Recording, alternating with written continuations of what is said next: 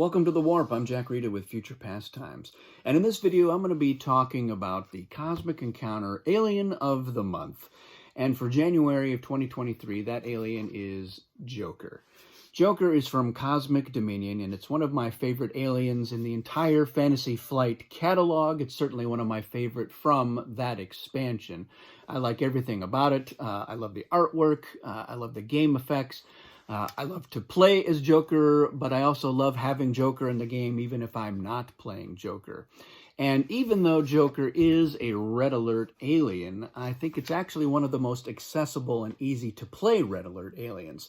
Even somebody brand new to Cosmic Encounter could probably play Joker pretty effectively. Certainly somebody who's a more experienced player will be able to leverage Joker's effect a little bit more, at least when they're changing what the wild card effect is. So let's talk about what Joker does and how it works and why I think it's so great. So at the game setup, you're going to take the 9 Joker tokens and place them face up on Joker's sheet. And those tokens represent different encounter card values. 6 are attack cards. And the other 3 are a morph, a regular negotiate, and a retreat. And retreat was a new type of encounter card that we introduced in Cosmic Dominion. There are 2 in the reward deck there. There's also 1 in the reward deck for Cosmic Odyssey. And the retreat card, you're going to lose when you're opposing an attack card, but you don't lose any of your ships. Your ships and your ally ships will return to colonies rather than going to the warp. So it's a way to kind of lessen the impact of a losing encounter. And if a retreat is opposed by anything other than an attack card, it becomes a negotiate. So Joker's going to have these different tokens. And what's interesting is that the attack values, and there's 6 of them, the attack values are 4, 8, 15, 16, 23, and 42. And anybody who is a fan of the TV show Lost will immediately recognize those as the Lost numbers. So it's kind of a fun Easter egg for sci-fi nerds throughout the cosmos. After setup, the game starts with attack cards counting as wild cards for Joker's effects. And at the start of Joker's turn, they can change the wild from an attack 8 to any attack card.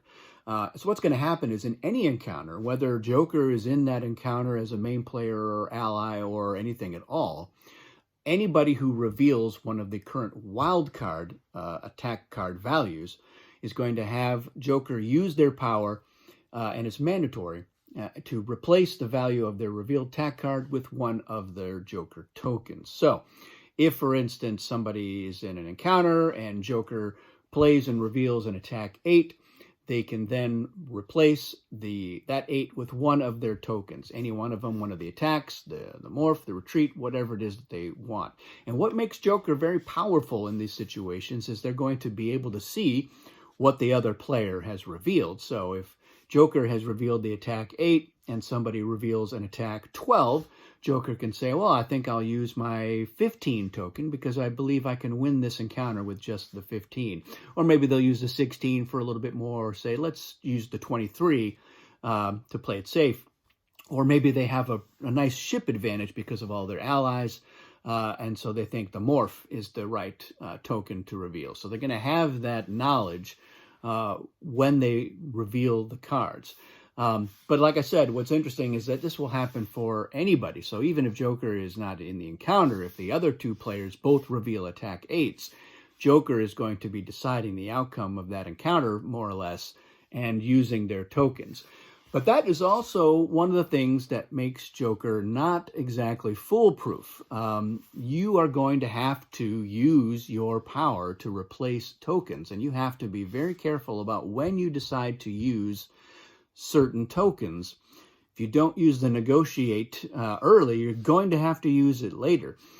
You may be trying to save that attack 42, but if you have a string of encounters before it's your turn where people keep revealing the current wild card, you're going to use those tokens up.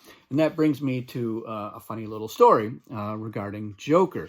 Now, Joker was, the number part of Joker was originally based on an alien that Bill Martinson designed called Numerologist, which used those numbers and was trying to use tokens in an interesting way. And it was a great idea, but in practice, when we started play testing it, it just didn't quite work. There were a couple of things that were missing, and it wasn't exactly working as intended. And there was another alien that was in the homebrew community called Joker that doesn't really bear much resemblance to the current Joker at all, but there were some ideas there, and we figured, well, why don't we combine them into something and see how that works out? And that's how we ended up with this Joker, which I'm quite pleased turned out really well. I think it's a fantastic alien, and it's really effective. So at Cosmic Con, in the World Championship finale game, Bill Martinson, who was involved in the design of Joker, got Joker as the alien that he was going to play. And I was in that game, and I was playing Aristocrat. So I had chosen a hand of very strong cards and then a lot of artifacts. And my hope was that Bill was going to have to use his 42 token before he was going to go for the win. And I was able to get myself in a situation where I could force Bill to use that token. So he was attacking me, and I think he wanted to make a deal. He was like, why don't we make a deal? We can both get ourselves positioned at 4 colonies to go for the win. And normally I would be all up for that, but I only had one encounter card in my hand, and it was not a negotiate. It was either the 30 or the 40. So I told Bill, look, if you want to win this encounter, and I certainly will not invite any allies, I'm going to make it as easy as I can for you to win it, but you are going to have to go for it. And he understood what that meant. He had to play a wild card, and when he revealed it, he had to use that 42 in order to win the encounter. Which meant that when I went for the win later on, he did not have the 42 left. I think he had the 23, but I had an attack 15, and I had essentially what was a kicker times 4, and a lot of reinforcements and some other tricks up my sleeve as well. I was not going to be losing that encounter. So even with the 42, they would have been hard-pressed, all 5 other players who were opposing me in that encounter.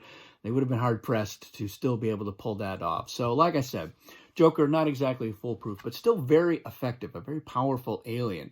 When I'm playing Joker, I like to not only use the wild cards to my own benefit, but I'm trying to find out who at the table has a wild card and say, look, why don't you invite me along as an ally, and I can help you to win this encounter.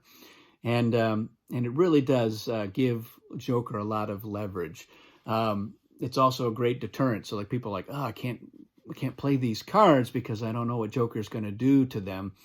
But eventually at some point they're going to have to. When I'm not Joker, I do like to go ahead and play those wild cards early, force Joker to use up their tokens, even if they're just going to try to make me lose. They're like, great, we'll turn that into an attack 4 or an attack 8. What's interesting about that is if attack 8 is the wild card and you replace an attack 8 with the 8 token, you don't then replace it again. So it only happens the one time. So that's Joker. I really think it's a very effective alien. Like I said, I really love the artwork. It's quite obvious what alien this would be. It looks like a Joker, although it still looks like an alien. It's kind of like a little bit creepy, which I like about that alien. So these are my thoughts on Joker. Let me know what you think of Joker. Have you played with Joker? How well did you do? What was it like having it in the game? How did you like having Joker in the game when you weren't playing them? What do you think of the design?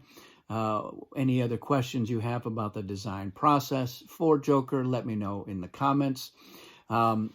This is the first alien of the month, so I'll be doing one each month for, I guess, the next 20 years. That's about how long it will take to get through all of the aliens.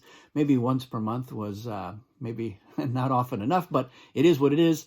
And I'm going to keep doing these. Let me know what some of your favorite aliens are. We'll see if they show up as an alien of the month anytime soon. That's it for this video, so thanks for watching, and we'll see you again soon.